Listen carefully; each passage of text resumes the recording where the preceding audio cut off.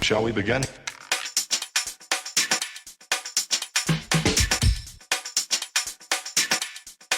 Let's begin now.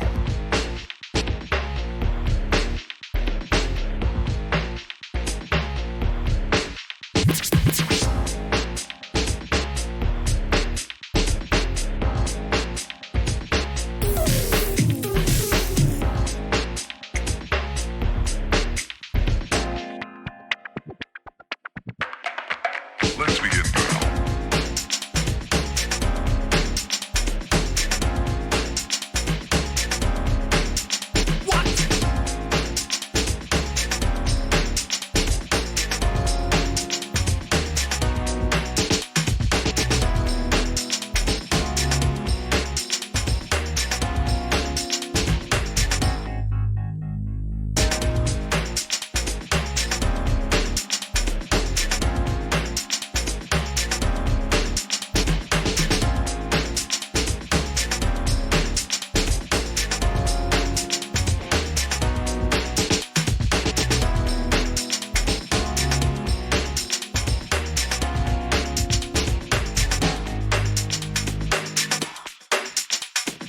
This is not a drill.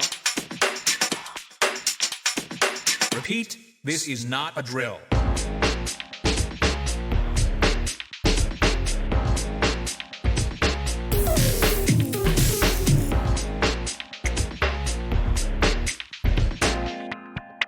Is that all you got? Let's begin now.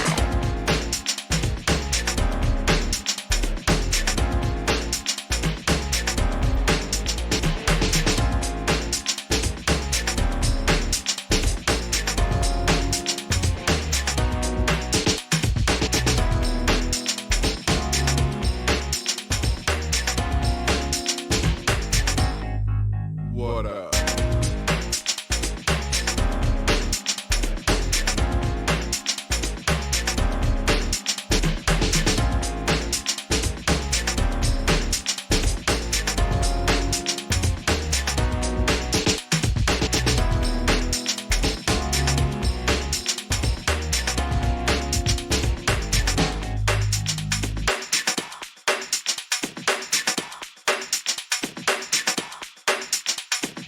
Oh, for sure.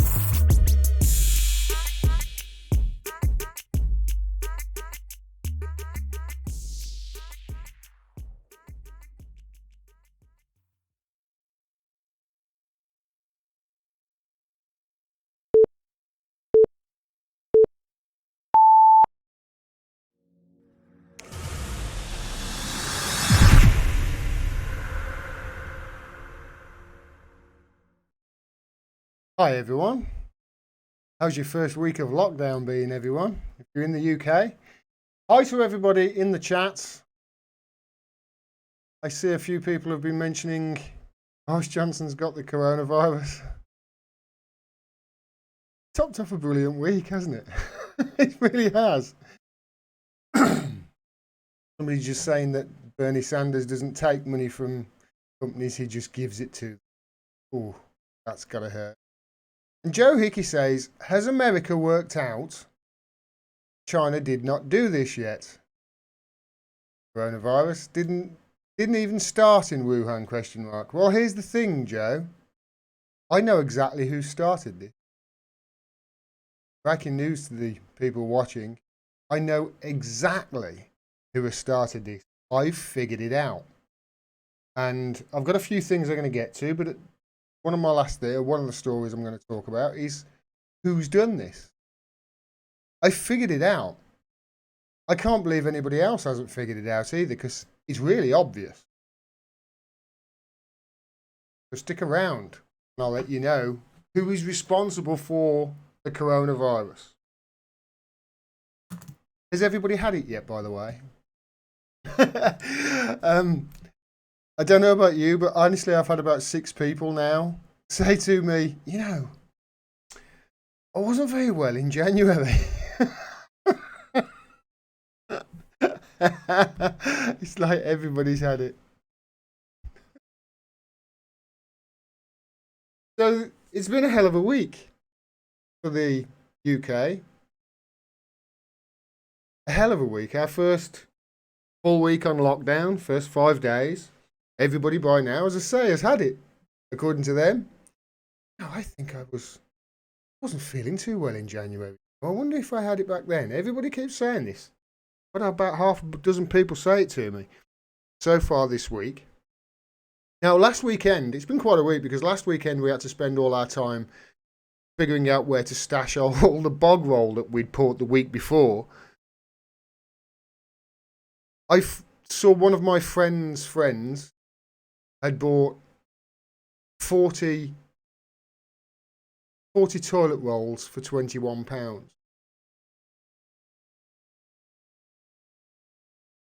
I really, really don't get it. Why are people buying toilet roll? I really don't get it. I just don't get it at all. And I don't get the people who are hiking the money up on the toilet roll either, because have you seen the stock market? Have you seen the economy? The chances are that loo paper is going to be worth more in a few weeks than the notes that you've got for it. And that toilet paper's 3-ply, dipped in shea butter. People acted crazy last week, they really did. But sane of mind sort of took over this week, I think, because by Monday, the British people, well, they'd thought, you know, we're going to be in it for a long haul. We might as well make the most of it. And what do? You're bored. Layla. He's the Layla. kids. Yeah. Where else do you like to eat? No, where else? Layla. Yeah. Nando's is closed as well. We love Nando's. And KFC. And McDonald's. Chinese clothes. Chinese is closed too. A delivery place. All the deliveries. You've literally got to eat mummy's cooking now. That's the face of every single child up and down the land on Monday. And they've realised they've got to eat mum's cooking. Tuesday they were okay though. Tuesday they'd all realised, hold on a minute. So our job is to play Xbox and PlayStation and not go outside for the next foreseeable future. The kids were just fine with it.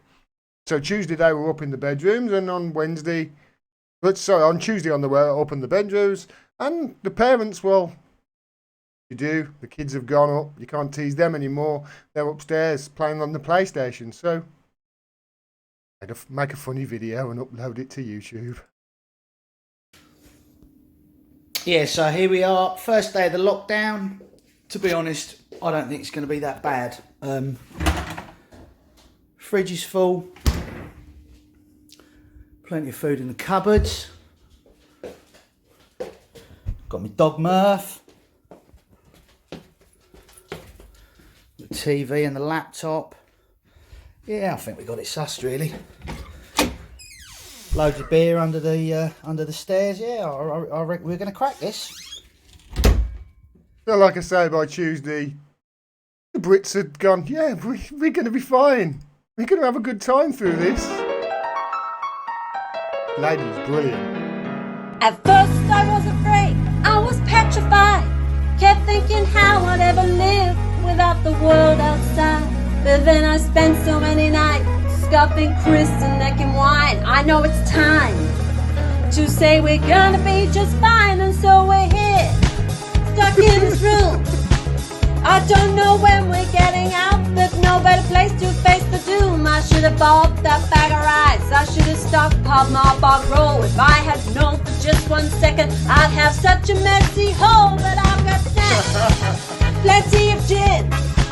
Their homeschool schedule can't go straight in the fucking bin. I wanna smash my husband's face. I wanna wave my kids goodbye. But I won't crumble, I won't lay down and die. Oh no, not I will survive. Oh, so long as I have internet, I know I'll stay alive. I've got all this time to fill while trying to not get ill. But I'll survive, I will survive. Hey, hey.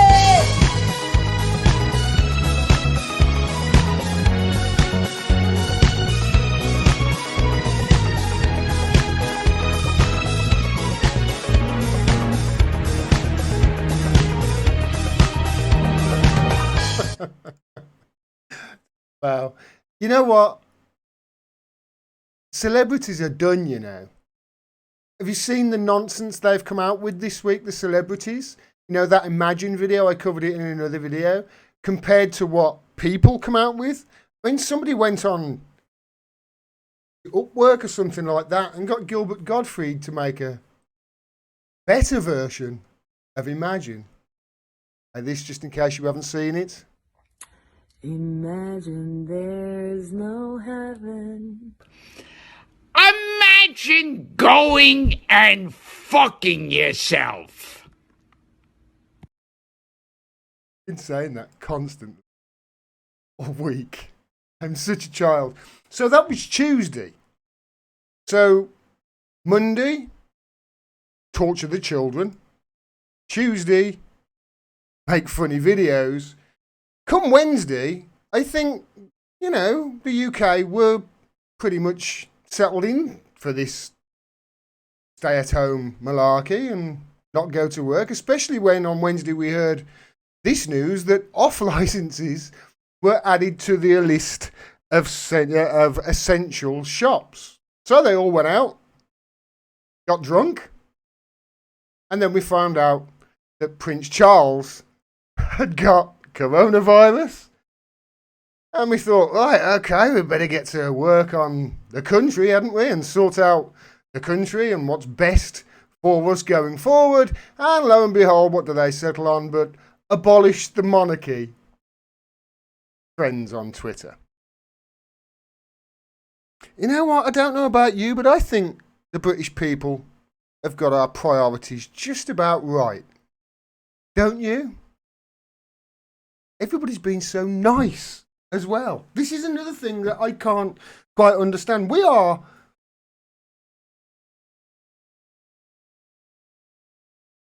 Oops. Wrong button then.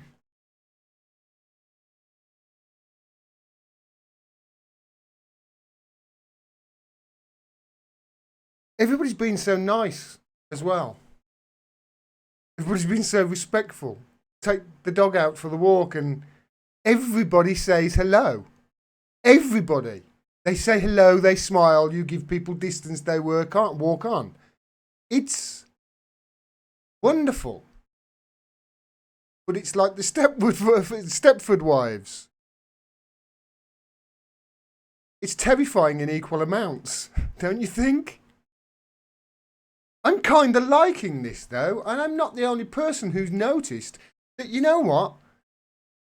People have been great all the way through this, don't you agree? They've been fantastic this week. Here's Anna Brees. She's noticed it as well.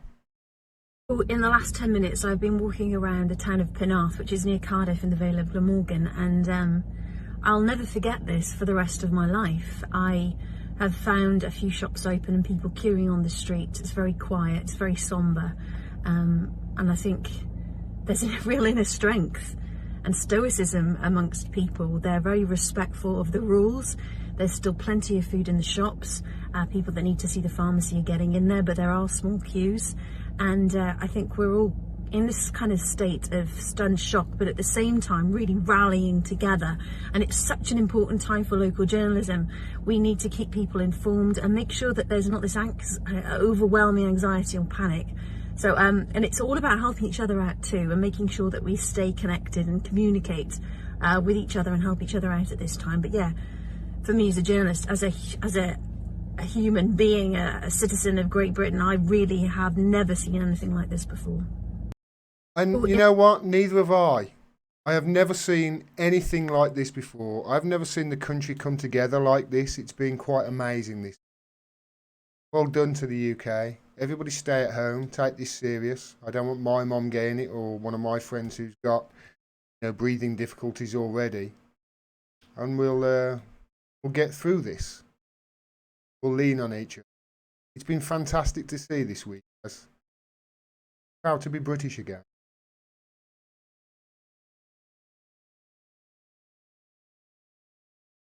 Anna's courses are free at the moment, by the way. Go to her. I think she's giving them away during crisis or helping people. Go to her Twitter. How to support her there. Whose time and his magic. We remembered we are social creatures. Yes, exactly. It's been wonderful to see. It really has. It's been wonderful to see. Kathy Lloyd, thanks very much. Sending some love from Michigan lockdown. So much, Kathy. Really appreciate all of your support.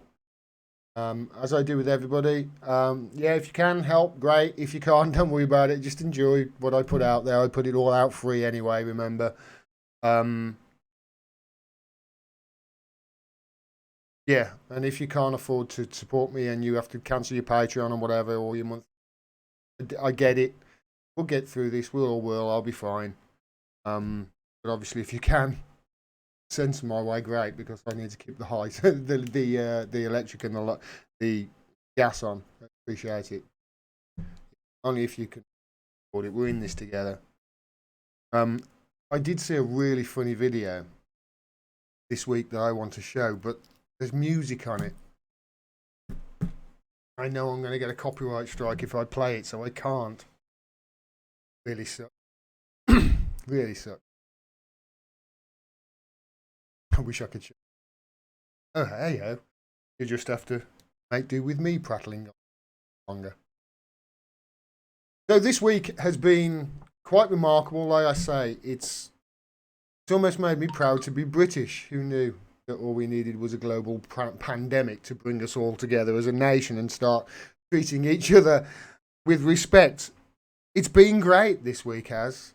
Even the weather has been bloody wonderful, which is typical British weather. They tell everybody to stay indoors, and then the sun shines wonderful. The sun shines brightly like it's a episode of Teletubbies or something. Typical. Which it's good for the weather being nice is good for the state-mandated daily exercise that they've given us. Has anybody else also noticed that the air pollution is just, it's not there anymore? You go out and you can breathe. You're not breathing in diesel fumes or smog. It's been quite wonderful, actually. The only thing that spoilt it, for me at least, is the messages come out from the frigging police that I've seen. This is from Derbyshire Police. Caused a bit of a Twitter storm, I suppose. Despite posts yesterday highlighting issues of people still visiting the Peak District, say Derbyshire Police, despite government guidance, the message is still not getting through. Okay, so people are still visiting the Peak District. Derpol drone unit. So they've got a drone unit. They've probably got plenty of them. Have been out at beauty spots across the country. And this footage was captured at Kerber Edge last night. I'm going to play this for you just to see the sort of stuff that they're doing. It's only minute 29 long. Take a look at this.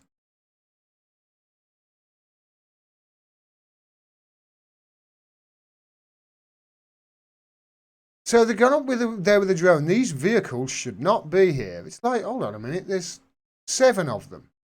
There's 7 vehicles. 7. So there's 2 people 5 meters apart with their dog in the middle of nowhere. And the police are saying, no. Going for a walk miles from home, not essential.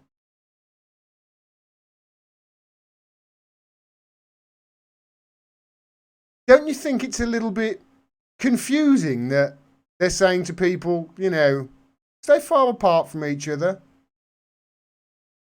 Go out once a day for the exercise.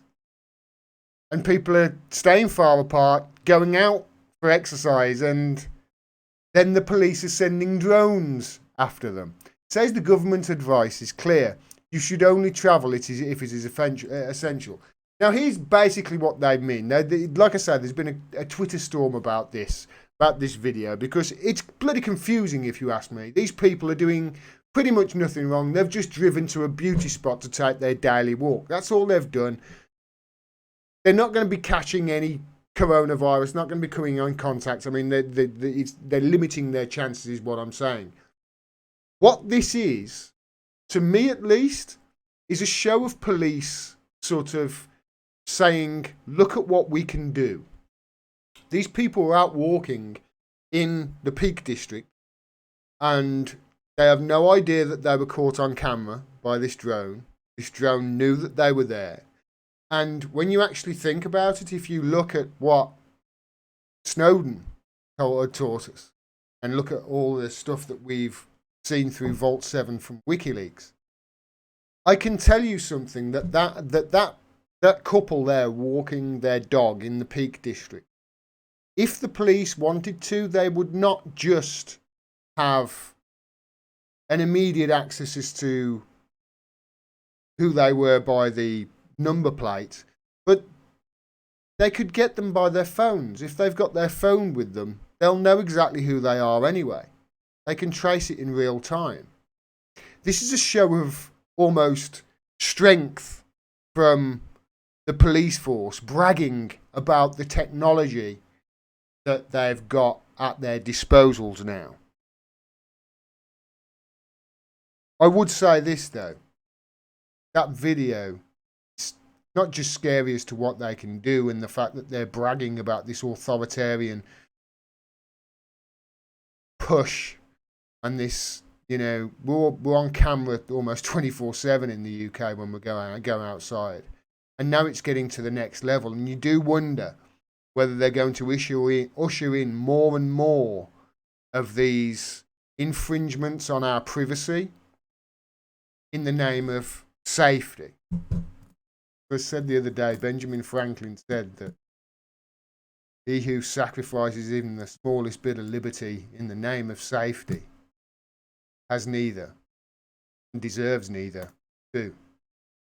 Keep an eye out for the police doing this sort of stuff, because I can see that they're going to really ramp up this surveillance and nanny state. Big Brother's coming for us. I wouldn't be surprised. You?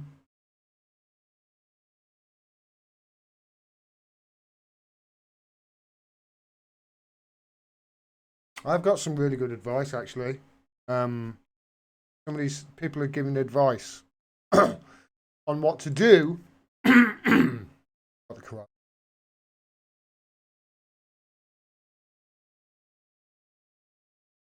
Yeah, I've got some really good advice. The right places. From a place that's already dealt with Corona. So I'll play that next. People in the chat are asking if I've got any advice. I just have.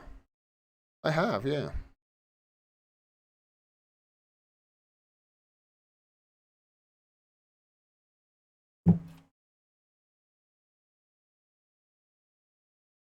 Find it.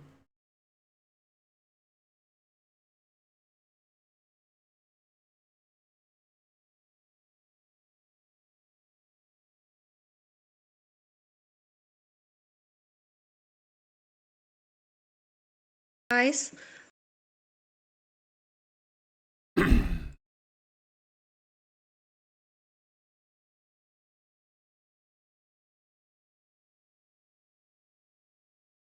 Hi everyone, I came across this recording today and I've tracked down where I think this recording is from and what the hospital this recording is talking about. I think I've tracked it down to this hospital, the hospital Dr. Negrin. Actually, that name is in this recording that I'm about to show you. Now, this is a hospital where this article is about actually the emergency services applauding the staff at that hospital. This is a hospital, I think, in Gran Canaria that has already seen cases of COVID-19 and treatment for it.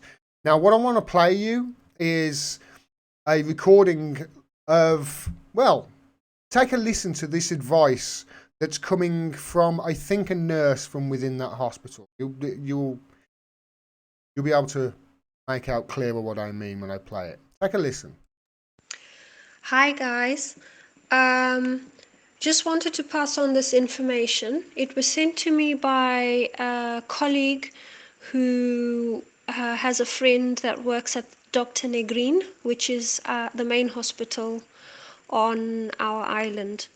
Gran It's Canaria. obviously in Spanish, so I'm just going to read it and translate it for you. This is what it says. The Chinese now understand the behavior of the COVID-19 virus thanks to autopsies that they have carried out. This virus is characterized by obstructing respiratory pathways with thick mucus that solidifies and blocks the airways and lungs. So they have discovered that in order to be able to apply a medicine, you have to open and unblock these airways so that the treatment can be used to take effect. However, all of this takes a number of days. Their recommendations for what you can do to safeguard yourself are: number 1, drink lots of hot liquids, coffee, soups, teas, warm water. In addition, take a sip of warm water every 20 minutes because this keeps your mouth moist and washes any of the virus that's entered your mouth into your stomach, where the gastric juices will neutralize it before it can get to the lungs. Number 2, gargle with an antiseptic in warm water like vinegar or salt or lemon every day if possible. Number 3, the virus attaches itself to hair and clothes. Any detergent or soap kills it, but you must take a bath or a shower when you get in from the street. Avoid sitting down anywhere and go straight to the bathroom or shower. If you cannot wash your clothes daily, hang them in direct sunlight, which also neutralizes the virus. Number 4, wash metallic surfaces very carefully because the virus can remain viable on these for up to 9 days. Take note and be vigilant about touching handrails and door handles, etc. I guess within your own house as well, you can make sure that you are keeping those clean and wiping them down regularly. Number 5, don't smoke. Number 6, wash your hands every 20 minutes using any soap that foams. Do this for 20 seconds and wash your hands thoroughly. Number 7, eat fruits and vegetables. Try to elevate your zinc levels, not just your vitamin C levels. Number 8, animals do not spread the virus to people. This is person-to-person transmission. Number 9, try to avoid getting the common flu, I guess because this just already weakens your system, and try to avoid eating and drinking cold things. And number 10, if you feel any discomfort in your throat or a sore throat coming on, attack it immediately using the above methods. The virus enters the system this way and remains for 3 or 4 days within the throat before it passes into the lungs. Good luck to everyone. Take care of yourself and pass this information along if you wish, he says. So, I've heard a lot of the same thing from a lot of different sources, so it seems to me that this is now kind of very credible advice that people can be taking on board to try and protect themselves. Hope it helps. Bye. Yeah, I hope that helps. So as a quick recap, this is advice that's come from this Dr. Negrin hospital in Gran Canaria that has seen cases of COVID-19, and they've got some advice from the Chinese who have advised the following: drink plenty of hot liquids. Number one, gargle with antiseptic and warm water if you can. That's number 2. Number 3 is take a shower when you come back indoors, or a bath, and change your clothes when you're coming from outside. Number 4 is wash metallic surfaces if you can, because it said the virus can stop on them up until for 9 days. Don't smoke. Important one. Obviously, keep your lungs clear. Wash your hands regularly with foamy soap. Any foamy soap will do. Eat plenty of fruit and veg. Obviously, eat a good diet. Increase your zinc levels as well as your vitamin C. Don't worry about your animals. Your animals can't pass it on to you. That's fine. Generally stay healthy, and if you do get any of the symptoms, attack it with all of the measures that they've outlined previous. So there you go. That's some advice from a hospital in Gran Canaria, or people who were working within that hospital, been talking to the Chinese. Sounds like good advice to me. What do you think?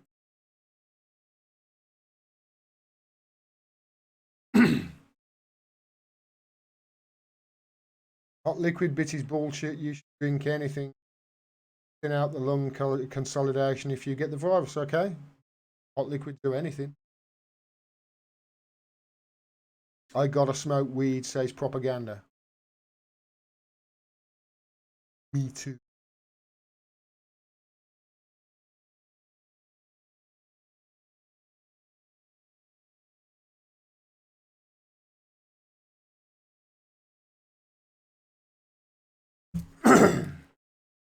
What's next?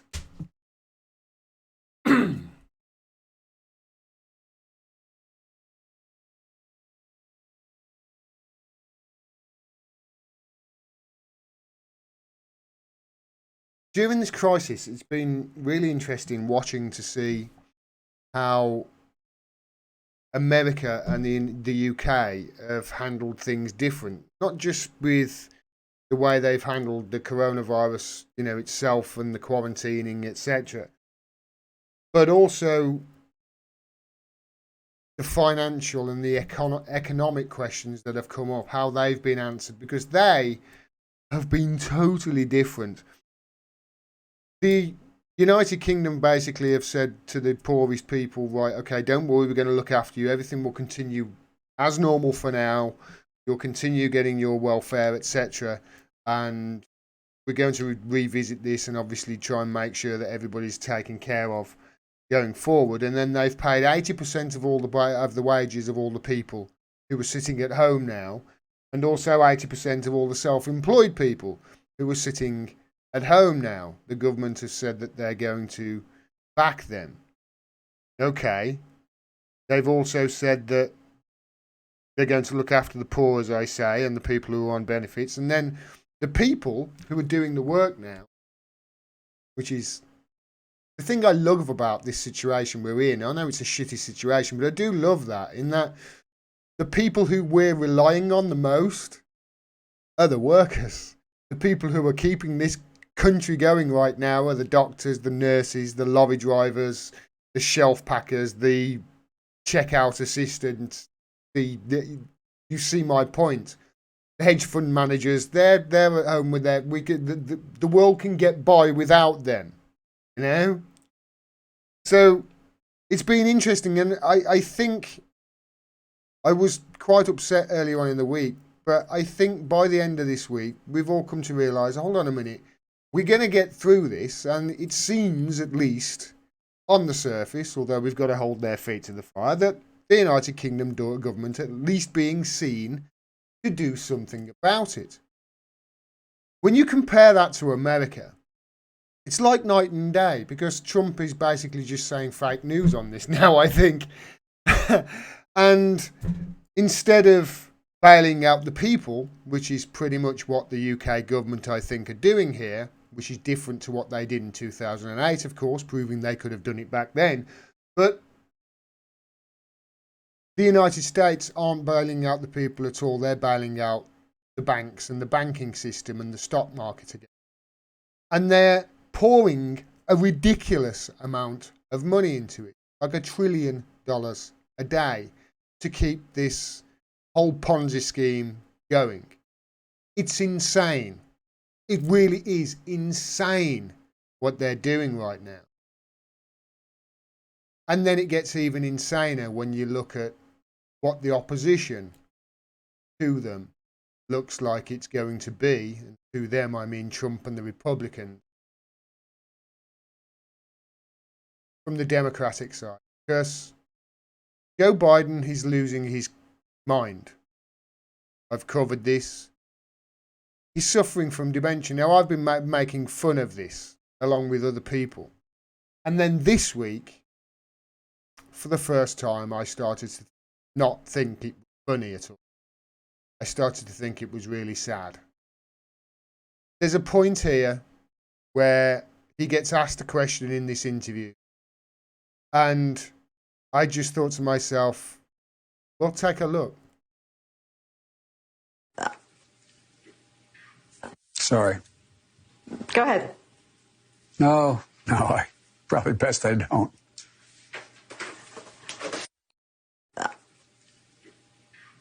Sorry. Go ahead. No, I probably best I don't. Now, just in case you think I've cut that out of context, what he actually said there was, I just wish Trump would act like a president. And then just, I felt really sad for him. I really did.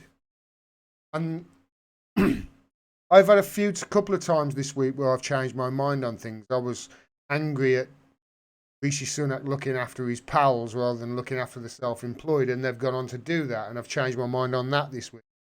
Changed my mind on this lockdown. I think it's actually been a good idea. Everybody's been nice. I think it's been fantastic so far. And then I changed my mind on Joe Biden again.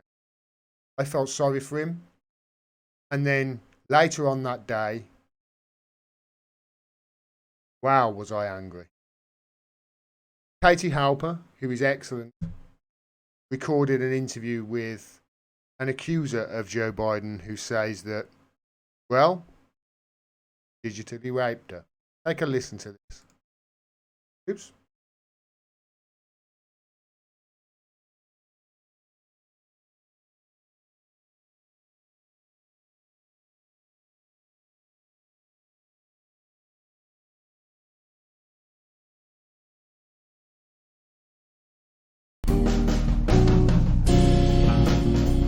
Hello and welcome to the Katie Halper Show. I'm about to play a prophet dedicated to helping women in the story that she had.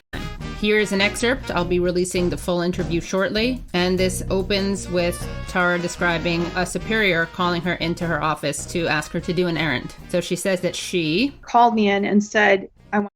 And this lady is, she used to be a staffer, I believe, of Joe Biden's. And this is going back to 1997. And Katie's asking her about this the incident, what happened there. Take a look and listen to this, because this sounds like a monster. I want you to take this to Joe. He wants it. He wants you to bring it. Hurry.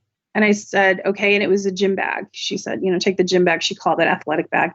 And, she said he was down towards the Capitol and he'll meet you. And so I went down and I was heading down towards there. And he was at first talking to someone. I could see him at a different distance, and then they went away. And then we were in like the side. It was like the side area. And he just said, hey, come here, Tara. And then I handed him the thing, and he greeted me. He remembered my name. And then we were alone, and it was the strangest thing. There was no like exchange, really. He just had me up against the wall. And I was wearing like a skirt and, business skirt, but I wasn't wearing stockings. It was kind of a hot day that day, and I was wearing heels. And I remember my legs had been hurting from the marble, of the Capitol, like walking. And so I remember that kind of stuff. I remember like I was wearing a blouse, and he just had me up against the wall, and the wall was cold. And I remember it happened all at once. The gym bag, I don't know where it went. I handed it to him, it was gone. And then his hands were on me and underneath my clothes. And and then he went down my skirt, but then up inside it. And he penetrated me with his fingers, whatever. And he was kissing me at the same time, and he was saying something to me. He said several things, and I can't remember everything he said. I remember a couple of things. I remember him saying first, before, like as he was doing it, do you want to go somewhere else? And then him saying to me, when I pulled away, he got finished doing what he was doing, and I kind of was pulled back, and he said, come on, man, I heard you liked me. And it's that phrase stayed with me because I kept thinking what I might have said. And I can't remember exactly if he said I thought or if I heard, but it's like he implied like that I had done this, like, I don't know. And for me, it was like everything shattered in that moment, because I knew like we were alone. It was over, right? He wasn't trying to do anything more, but I looked up to him. He was like my father's age. He was this champion of women's rights in my eyes. And I couldn't believe it was happening. It seemed surreal. And I just felt sick, because when he pulled back, he looked annoyed, and he said something else to me that I don't want to say. And then he said, I must have looked shocked, and he grabbed me by the shoulders. I don't know how I looked, but I must have looked something, because he grabbed me by the shoulders and he said, you're okay. You're fine. You're okay. You're fine. And then he walked away and he went on with his day. And what I remember next is being in the Russell building, like where the big windows are, and the stairs by myself. And my body, I was shaking everywhere and it was cold all of a sudden. And I don't know, I felt like I was shaking just everywhere. And I was trying to grasp what had just happened and what I should do or what I should say. But I knew it was bad because he was so angry. Like when he left, like I could feel, how when someone's angry, they don't necessarily have to say anything. Like he smiles when he's angry, and you can just feel it emanating from him. Like, do you want to share that thing that you said you don't like? You said like I don't want to say what he said. That thing he said to you. Yeah, I can. I guess I could. I mean, you don't have to. It's okay. It's just it's almost like giving a weapon to them. How so? Well, it's like I don't want them to know how much it hurt. I don't, I don't want him to know when I don't know. But that you remembered it. Yeah, just the, I don't know. But yeah, I can say it. Yeah, there's something he said that I didn't want to say, and I didn't want to say it because it's the thing that stays in my head over and over, and it's a thing that kind of stayed with me over the years. But he said, when he had me against the wall after I pulled away, and he had said, "Hey, come on, I heard you liked me," and I knew he was angry right after he took his finger, he just like pointed at me and he said, "You're nothing to me." And then he just looked at me and he goes, "You're nothing, nothing." And then I must have reacted. And I think he only said it twice. I said, but I just heard the word nothing. And I must have reacted because that's when he took me by the shoulders and he said, you know, "You're okay. You're fine. You're okay." There you go. That's well, I mean, it's hashtag me too, isn't it? Those frantic neoliberals in America who would, you know, believe the woman no matter what. All of a sudden, it's a different story because their hero Joe, the one on the end of accusation line. There you go. There's America. That's America's choice by the look coming up. If he stays the nominee in November, it looks like the presidential election is going to be between a man who said, "You can do anything. You can grab them by the pussy," of which the DNC was appalled by in 2016.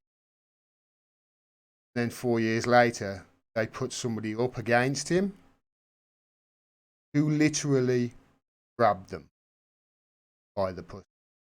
Literally. Inserted his fingers in. That's digital rape. That man is a monster. And I see no reason to disbelieve that woman. No reason whatsoever. So you got to ask if Joe Biden's not going to be the nominee because this has come out in America. They're all talking about it over there today. So if... Well, you asshole. You asshole. My fucking computer has crashed.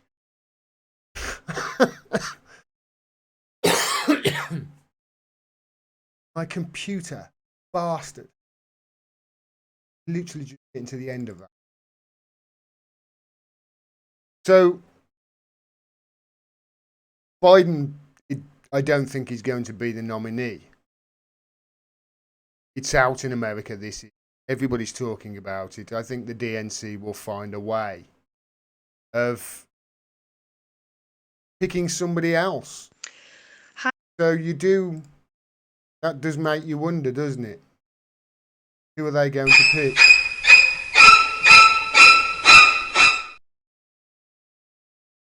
You can see it, can't you? You can see it. You can see which way it's going. Don't rule it out yet. You might yet shatter that glass ceiling.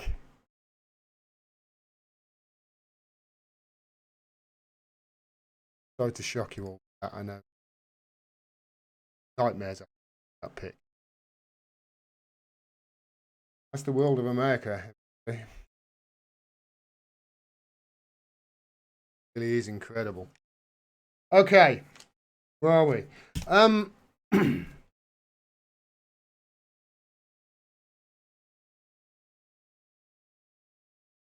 do want to talk about something, actually, that has been on my mind pretty much all week, because you probably heard that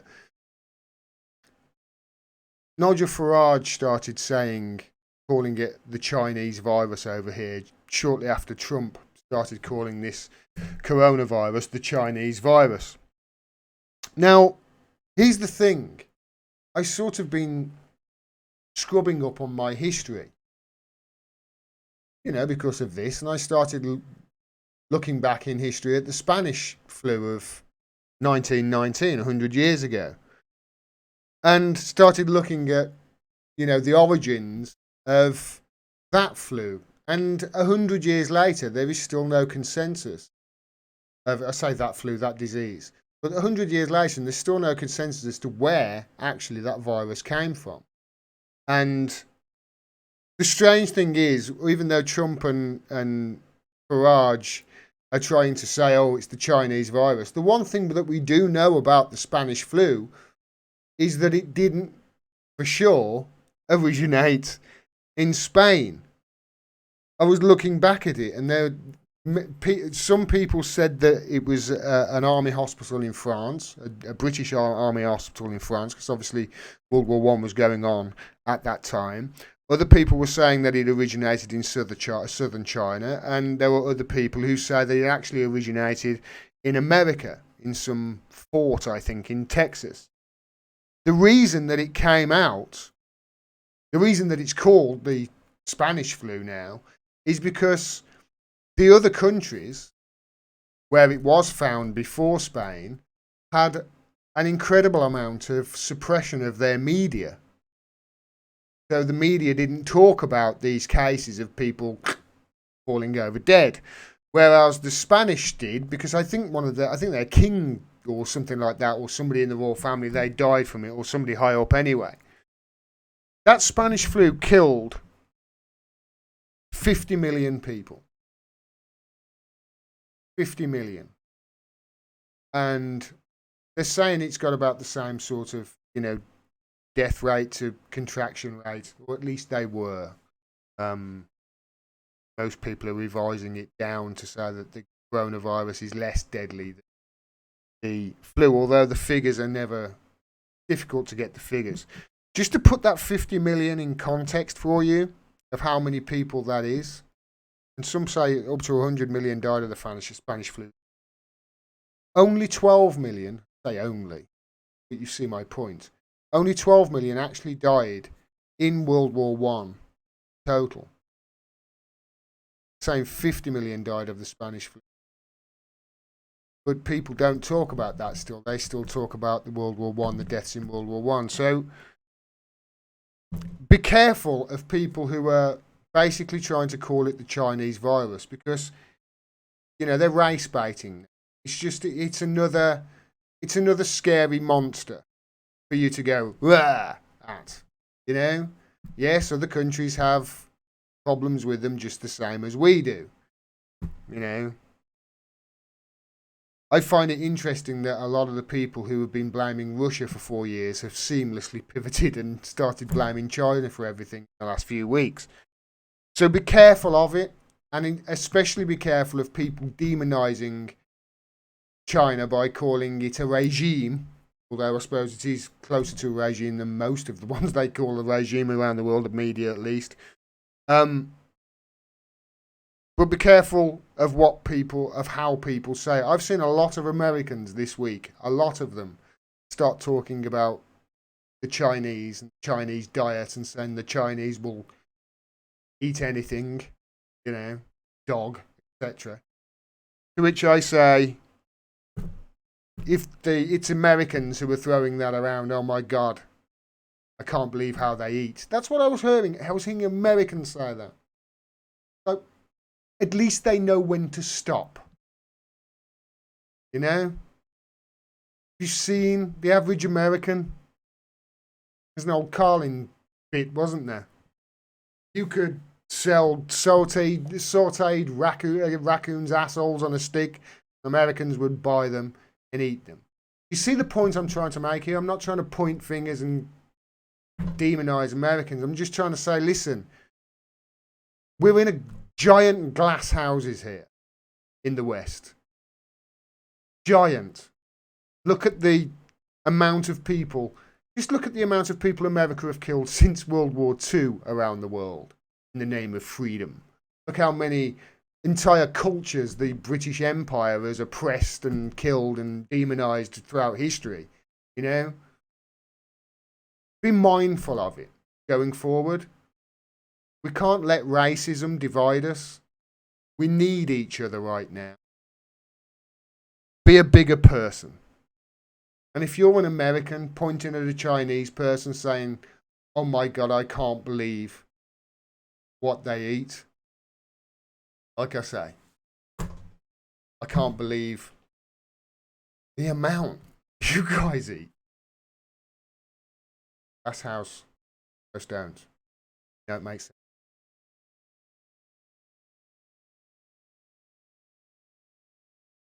I fell for the aloha crap, says Triana before.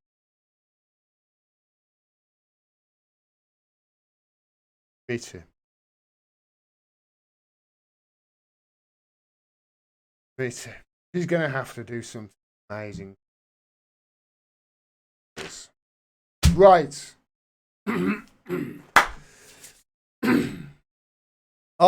Right now, everybody, am going to reveal to the whole world who is responsible for the coronavirus. I have figured this shit out. Ready? You excited? Yeah. Are you looking forward to this? I swear I have. I figured it out. I know it's an evil genius. I know who came up with Wuhan, the coronavirus. Wuhan. Mind trick working on.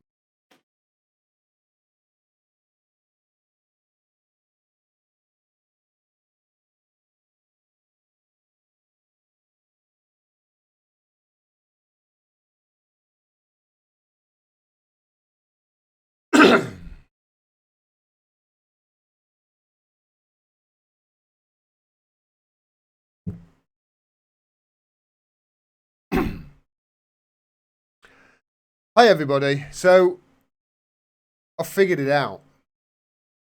I know who's responsible for unleashing the coronavirus on the world. The despicable coronavirus. People have been theorizing as to whether it's a bioweapon. Well, I reckon that one man is responsible for unleashing its hell on the world. You just got to look at the evidence, really. Think about it. Right now, banks are freaking out all over the world. They're losing their minds. Big businesses petrified of what's going on. JP Morgan, Wall Street, all petrified they're going to lose billions. Socialist policies are being applauded and congratulated in the media because they've come in and brought the country to order. The railways, they're being run by the public sector. 80% of the wages of the working person in this country, whether they're self-employed or PAYE, are being paid by the state. The real workers in this country are being recognised for their true worth all of a sudden. Think about it. Delivery drivers being serenaded. The UK stopped last night entirely and millions of them got in the streets and applauded the NHS banging on pots and pans like demented children with their first drum kit. The royal family, or a member of the royal family, caught it and abolished the monarchy, which started trending on Twitter. So now everybody all of a sudden hates the monarchy. Neoliberalism is plainly dying. Some would say capitalism is pretty much dead. At the same time, 600,000 people volunteer to go and work for nothing for the NHS. Everybody is being nice to each other. Everybody. We all have the elderly and the sick and the vulnerable at the forefront of our minds. And if you want any more evidence that this person is responsible for the coronavirus, we're even all starting to think about growing our own vegetables. Yes, I put it to you, the good people of Great Britain, that the person responsible for unleashing the coronavirus on us all is Jeremy freaking Corbyn. Come on, even Boris Johnson has got the bloody thing now. Isn't it obvious that that evil genius is behind all this, just as he slinks off into the shadows after doing his stint as the opposition leader. If you think about it, in answer to this crisis, the Tories have basically had to implement his entire manifesto to fix it. He's an evil genius, the man is. It's plain to see Jeremy Corbyn is obviously responsible for the coronavirus. Heard it here first, everybody. And I think that is enough proof for anybody. Don't you? Sussed it.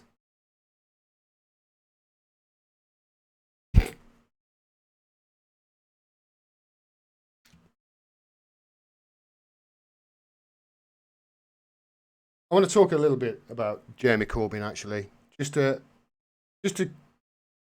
as a farewell to him, really. It was his last Prime Minister's questions, and the BBC did a little clip that I want to show. Just, I think he deserves this, Corbyn. I think he deserves a bit of credit.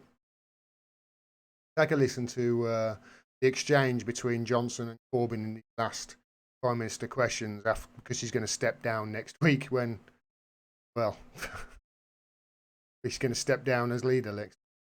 Take a listen to this. Mr. Speaker, perhaps I could begin by pointing out that this is the Right Honourable Gentleman's last Prime Minister's questions, and it would be appropriate, I think, for me to pay tribute to him for his service to party and indeed to the country over the last 4 years in a very difficult job.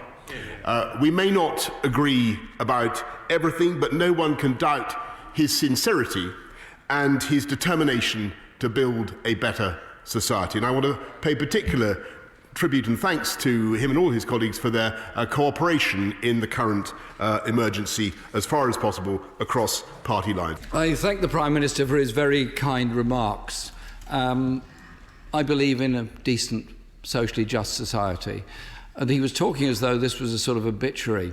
Just to let him know, my voice will not be stilled. I'll be around, I'll be campaigning, I'll be arguing, and I'll be demanding justice for the people of this country and indeed the rest of the world.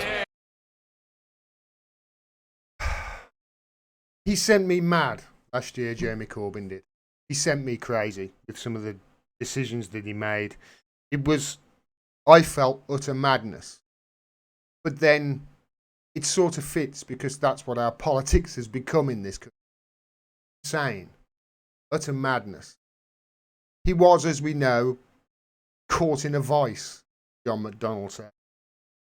And he couldn't move. And maybe his doggedness really has brought things to a head, and maybe we're implementing these socialist policies of his now to fix a massive crisis just because they're at the forefront of everybody's minds. And it was him, really, who was one of the big reasons that those policies are there and have such good support already. Like I say, he drove me mad, but whatever the reasons for what he did last year, I'm sure he had goodness at heart of them. And he was trying to do good. I get the feeling that he really is one of the best down there, if not the best. And I just want to thank him, really, just for sticking around. Because if you think about it, just the mere fact that he stuck around has not only totally destroyed the Conservative Party, really has, it's destroyed it. He's also destroyed, really, the neoliberals within his own. So just the fact that him staying there, I think really is, we should pay him testament.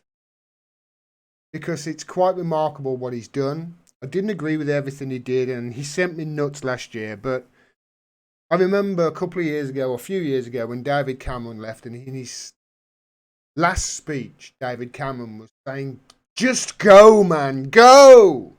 Pleading to Corbyn to go. He hung on and he outlived Cameron, outlived May, and saw in Boris Johnson. maybe him sticking around was all that really was needed. Mark Blythe put it so eloquently. Maybe Jeremy Corbyn really was just crisis management for a dying Labour Party. Whatever it was, thank you, Jeremy. I think you're a good man. Thank you.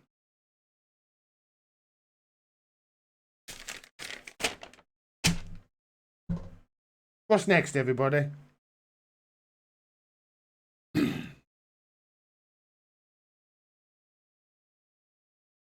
I'm done. I want to quickly, actually, before I go, just before I head off. So before I end the stream, I just want to quickly, I saw this. I've seen a couple of these actually, this week.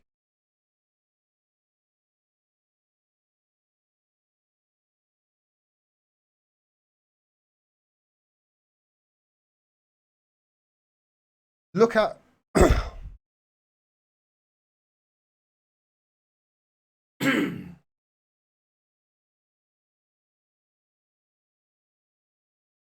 just quickly, I just want to do a quick video just to tell people to be careful when they see links from emails and on their phone, etc. With regards to the coronavirus, because I've heard some recordings of people spreading, nonsense about the coronavirus today and this week, and I've also seen things like this: government UK alert, coronavirus, new rules in force now. Now that actually looks like a pretty okay link, doesn't it? But as you can see here, suspected spam, the phone got it. Be careful clicking on any links. Be very careful, because especially on emails, on phones as well, because they're going through to all sorts of spoof websites. They can make other websites look like it's the NHS website or look like it's a government website. You put your details in, and before you know it, some scammer the other side of the world has got your password and all your details, etc. So be careful what links you click on when you're getting emails, when you're getting messages on your phone with regards to the coronavirus. There are a lot of scammers out there. Just be careful. Double check before you click any link that it's actually from the source that it says it's from. And be really careful out there. Don't give your details away, because your details, they're worth a lot of money. Scammer. They really are. Be careful out there. I think that's it. I think I've still haven't got some crowd video, but I will do in due time. Yeah, I think that's it. That's it for me. Everybody, I am done. Thank you very much for tuning in. Thank you to everybody who supports the show, supports the channel. I really appreciate it.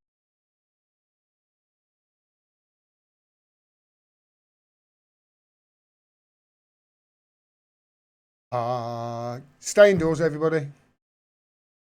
Stay indoors. Don't believe the people who are saying that, it's nothing to worry about. I don't want my mum catching it. I don't want my friends who've got underlying problems catching it. How difficult is it? We're being told to stop at home and watch Netflix and lock the kids upstairs so they can watch PlayStation and Xbox. It's not really that bad, and the weather's pretty good, and everybody's being extra nice. I say carry on forever. And you, I really could put up with this forever. People have been lovely. They really have. Thanks very much for everybody. Really appreciate all of your support. I really do. Love you all. Take care. Stay indoors. Be careful. Be vigilant.